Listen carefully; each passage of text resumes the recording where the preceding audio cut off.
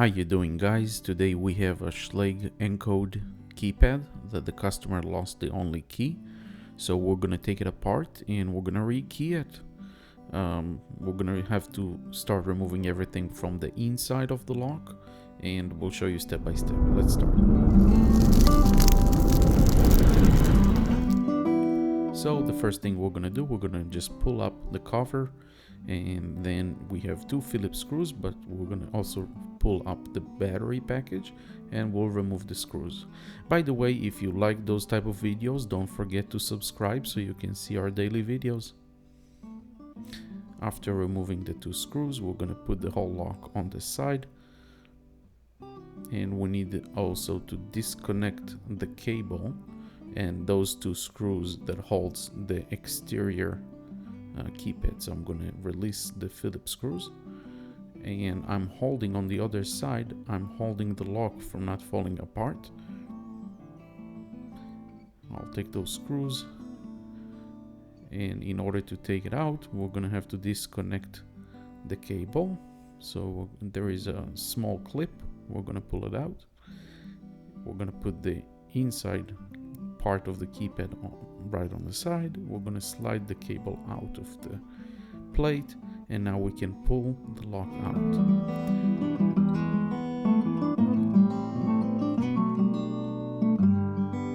Now there is one screw that holds the plug inside the lock. So it's a regular Phillips screw, so we're gonna take a screwdriver, I'm gonna unscrew the screw, and now we can just pull out the plug out of the lock.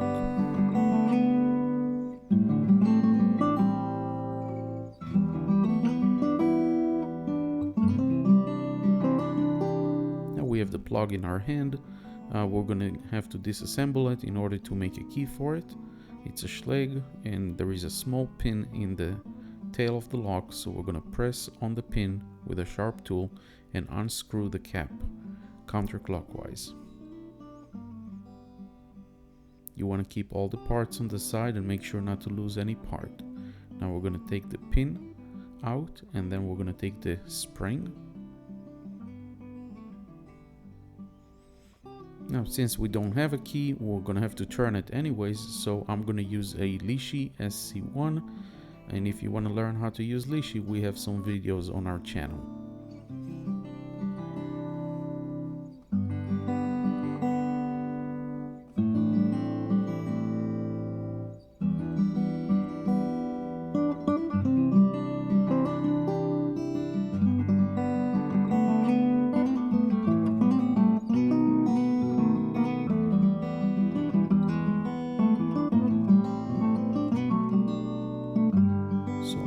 Lock has been picked, we can take the Lishi very carefully, and we're gonna keep it in the pick position.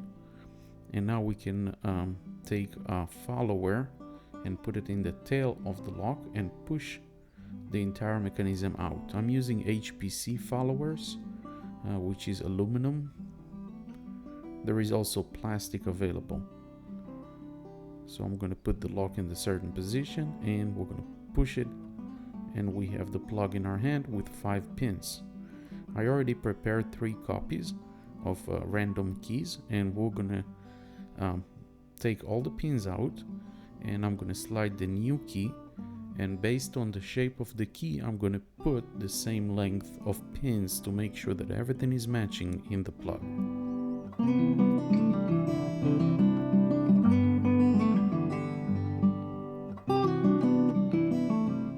If I see a pin that it's too small, I'm gonna take something that it's just a little bit bigger.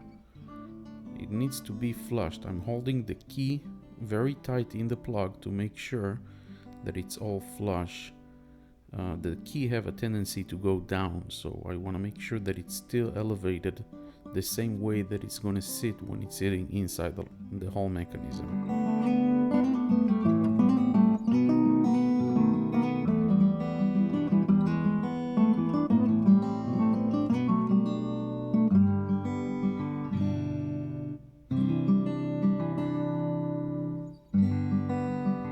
After all of them are straight, we can push it back and drop the follower, and test the key, and it turns very nice. When I'm pulling out the key, I'm holding the edge of the plug because I don't want everything to come out. So before, every time I check it, I don't have anything in the tail of the lock right now. If I will pull the key, it's going to pull the entire plug. So I'm keeping 2 fingers on the front of the lock in order to keep it in the position.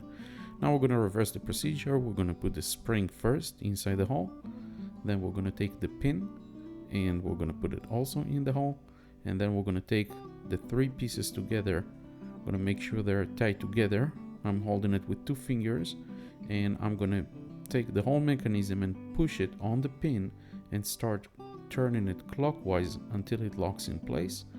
Then I'm going to take a sharp tool. I'm going to push on the pin, and I'm going to keep rotating the cap until it's fully tight, and then I'm going to release like 3 notches because we don't want it too tight, but we also don't want it too loose. And I'm going to test the keys that we just made,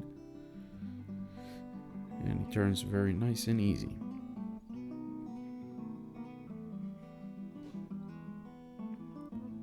We're going to put the entire plug back inside the keypad. I'm going to slide it from the back, and I'm going to put the Phillips screw back in the position.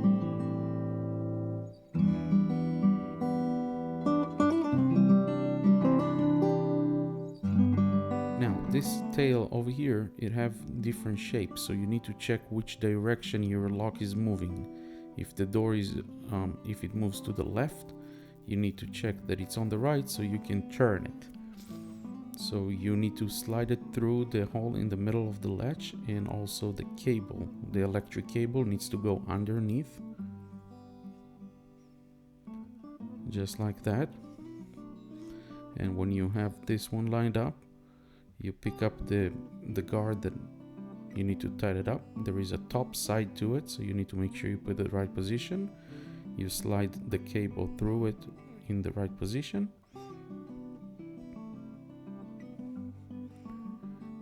and then you make sure it's in the center. You take the 2 Phillips screws, and we can tighten it up back, and that makes sure that the exterior part of the keypad will stay attached to the door. When you do that, you want to make sure that everything is straight on both sides because you want it to be lined up nice.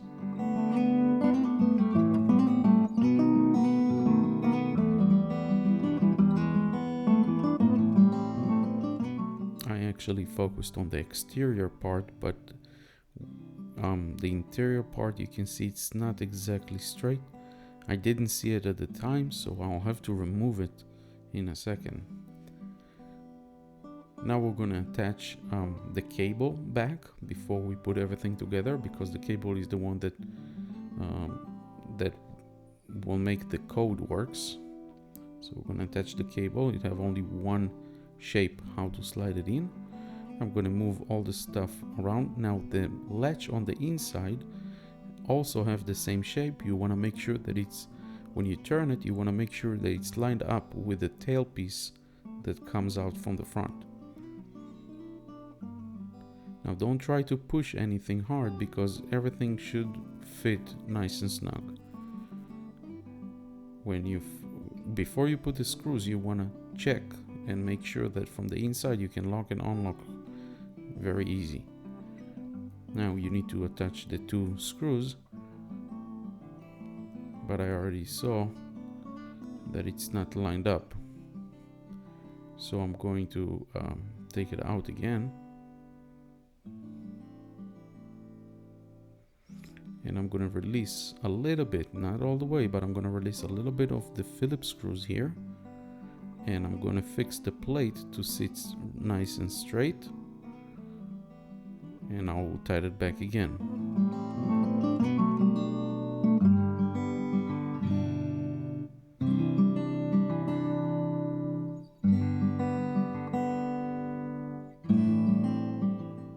Now we can attach the 2 shorter screws.